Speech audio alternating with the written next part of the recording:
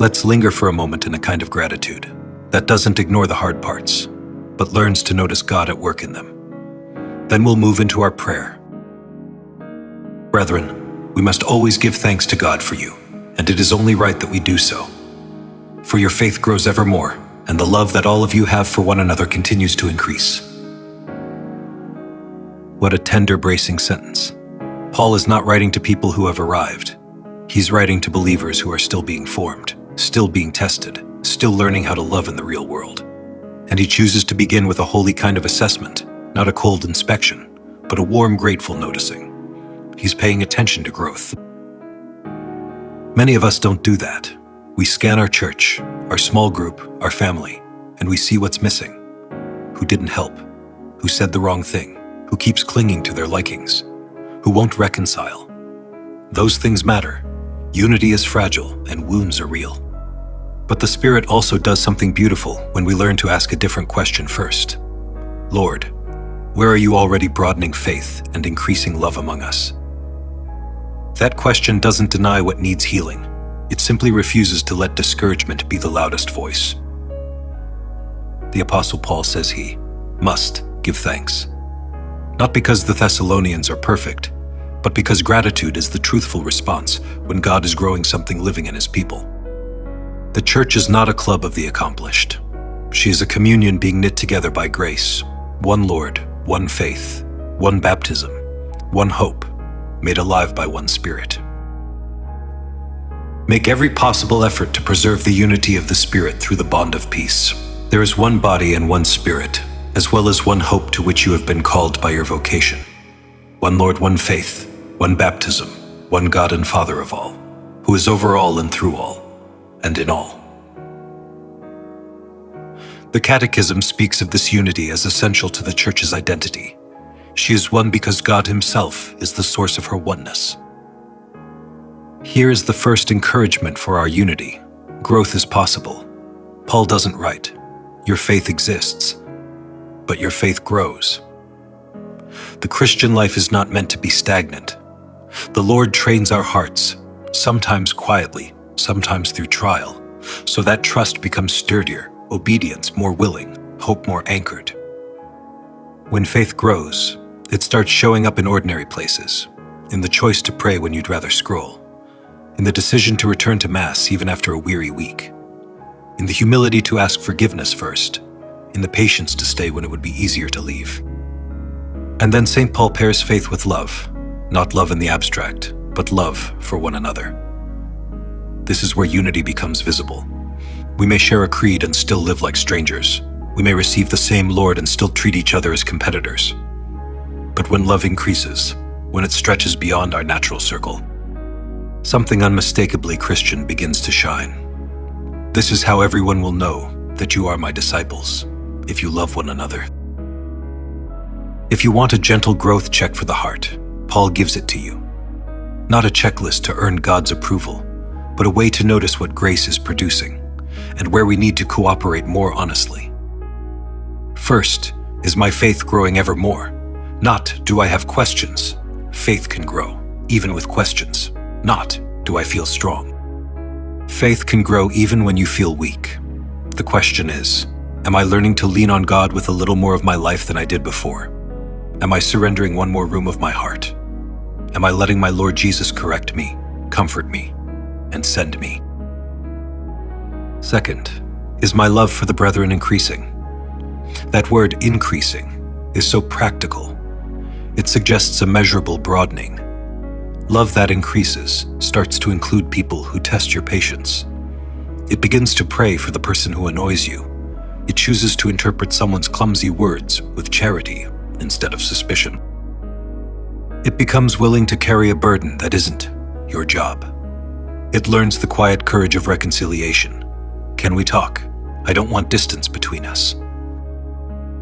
As God's chosen ones, holy and beloved, put on compassion, kindness, humility, gentleness, and patience. Bear with one another, and forgive one another if anyone has reason to be offended with another. You must forgive just as the Lord has forgiven you. Over all these put on love, which is the bond of perfection.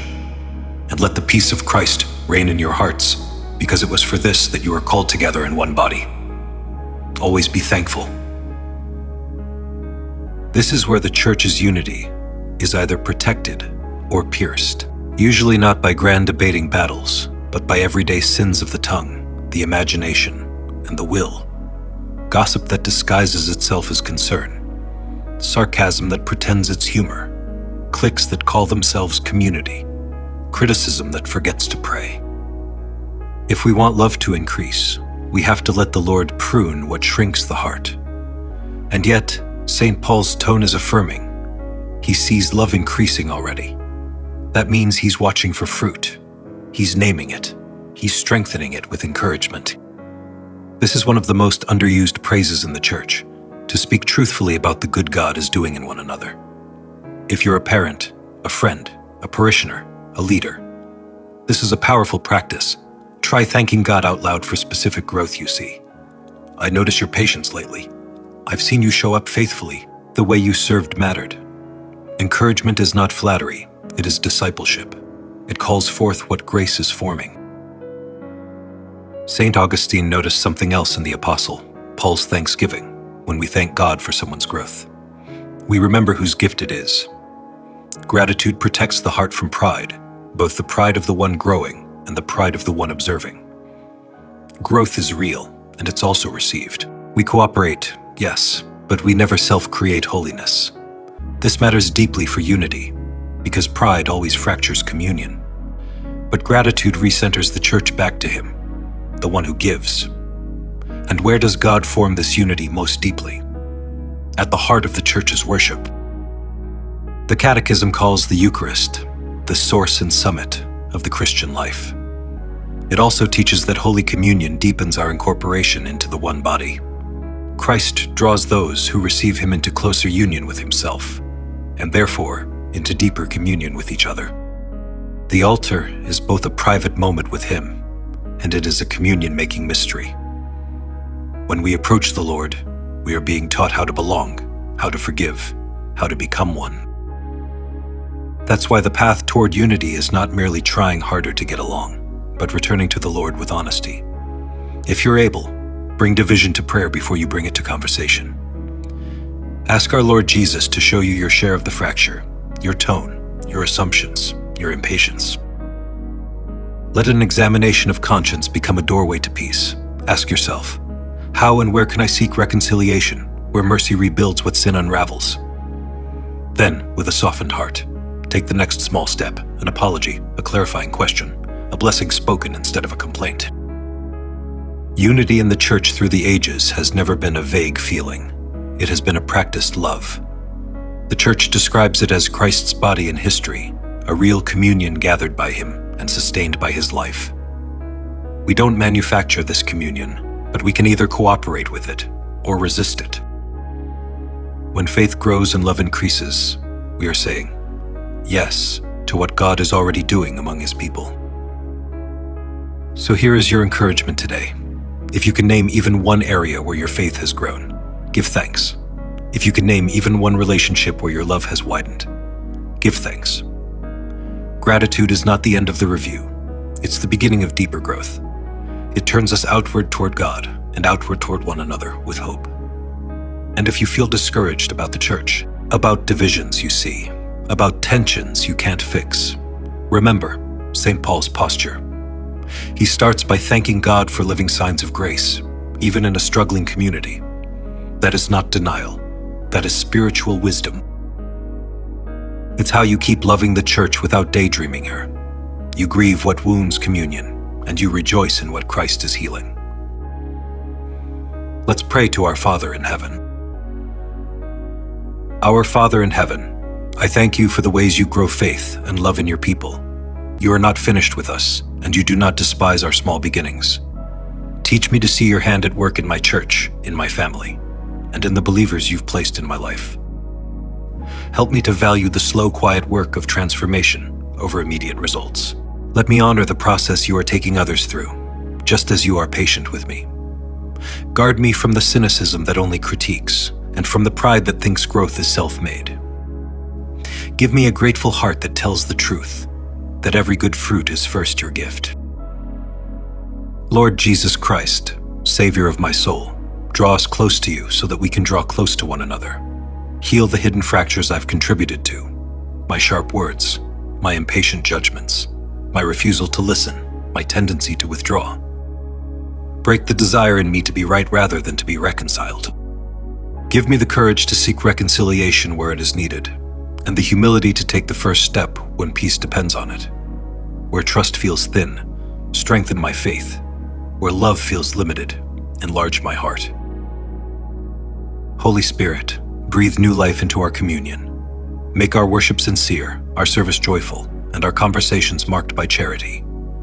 Teach us to speak words that build up, to forgive as we have been forgiven, and to carry one another's burdens with tenderness.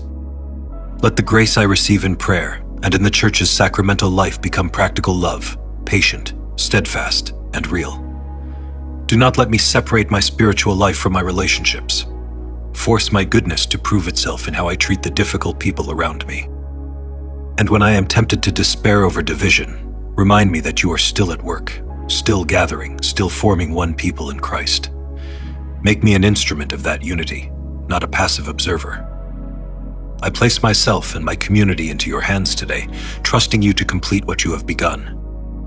In the name of Jesus Christ our Lord, I pray.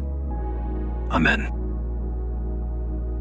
Today, I will thank God for one sign of growth in someone else, and encourage them with it to further build my church community up. Be well, be at peace. Know that you are loved. May the Lord bless you and keep you. Amen.